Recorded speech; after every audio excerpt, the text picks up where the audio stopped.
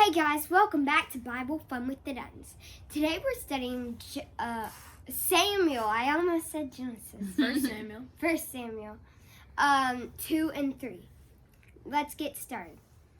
Okay, so what's her name? Hannah, she prays. And she gives thanks to God about giving her a baby. And she worships. Yeah, and she worships about that and stuff. And then, wait, you can go ahead. Okay. And say what you were gonna say. And just, I want to say that her prayer covers some things that are important. I know John wasn't going to say this part. Some topics that we are going to see all throughout 1 Samuel, and that is God opposes the proud. God is against prideful people. He doesn't like that. He exalts the humble. God is for those who have humility and live humble lives.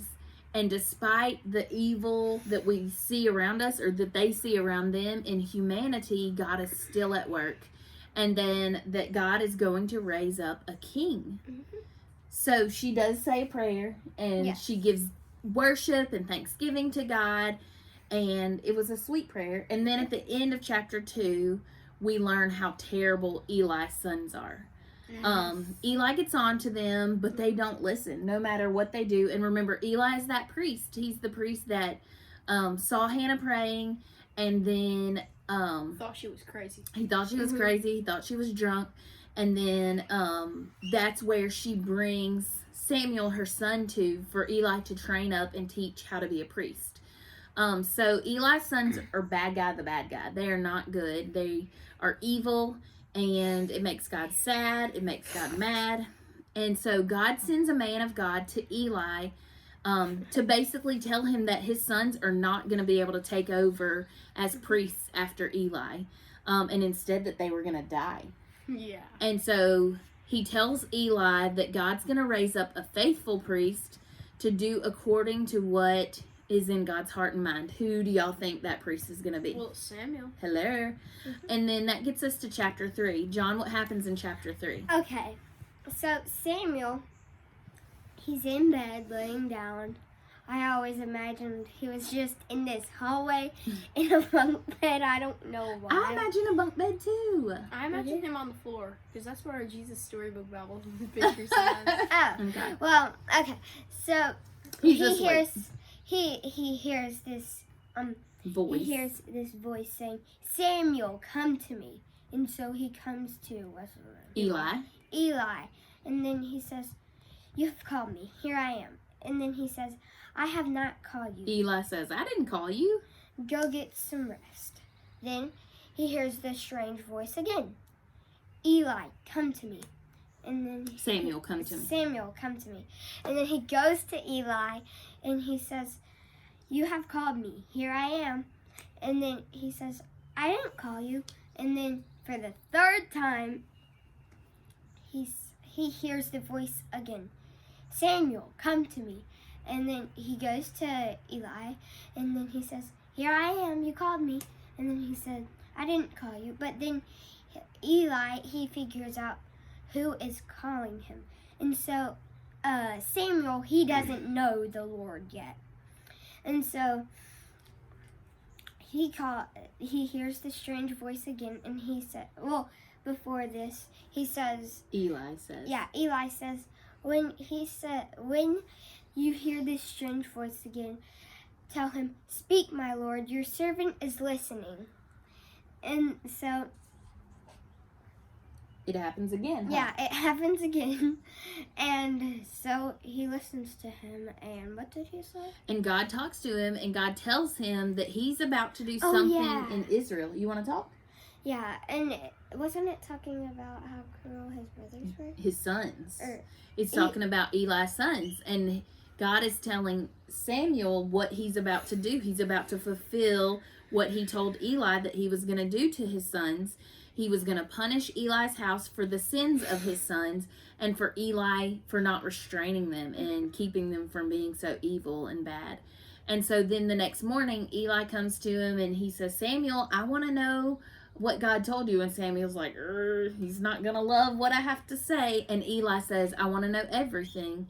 And so Samuel tells him everything, and Eli. No, he says, I want to know anything, or the Lord will punish you.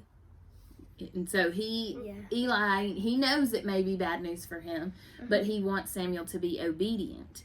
And so Samuel tells him everything, and Eli responds, and he said, it's the Lord. Let the Lord do whatever he seems is good to him. And so Eli follows the Lord, and even though he has that sad spot in his life where his sons did not choose to follow the Lord, he still trusts in God and still wants God's will. And then the Bible tells us, that's one of my favorites, the end of chapter 3. He tells us how God is with Samuel and how he blesses Samuel.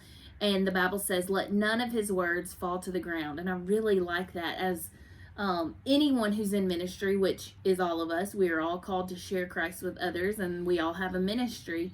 That's something to maybe pray for, to have with everything that we share with others. God, let none of my words fall to the ground. So, anything else, John? About that? No. Okay, what was your takeaway?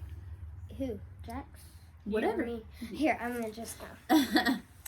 What was my takeaway? Oh, yeah. So, it was in chapter 2, and it was about Hannah. She gave thanks to God. That was mine. Yeah, y'all have the same, but And y'all have different stuff. And so most people would just be like, oh, thanks, you gave me that. Cool, yeah, sure, yeah.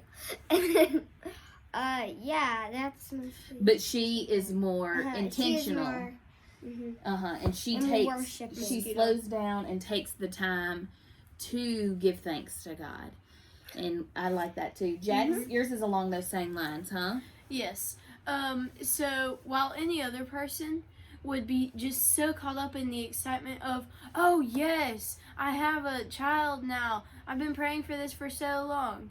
And then Hannah reminds herself, oh yeah, but none of this would have been possible without God. So she stops and remembers to pray to him and give thanks, just like we saw in Psalms with David. I agree. That's what it reminded me of too.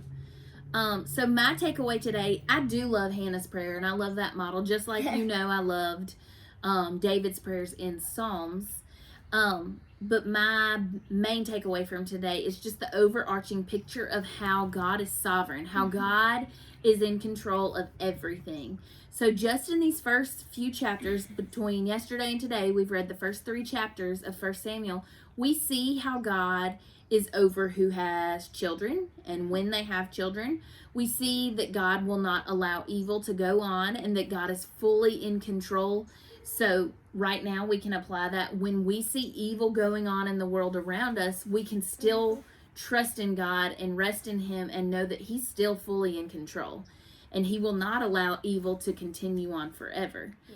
And then we also see how God is over the blessings of the lives of his servants. So today's challenge, the first question is, what are some things in your life and in the world around you that you are thankful that God is in charge of?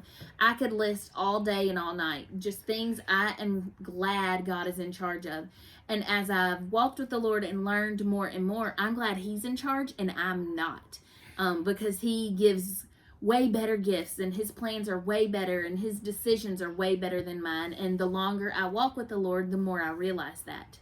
And so y'all answer that question and then spend some time today thanking God that he is sovereign and that he is in charge. All right, friends, we'll see you tomorrow. Bye. Bye.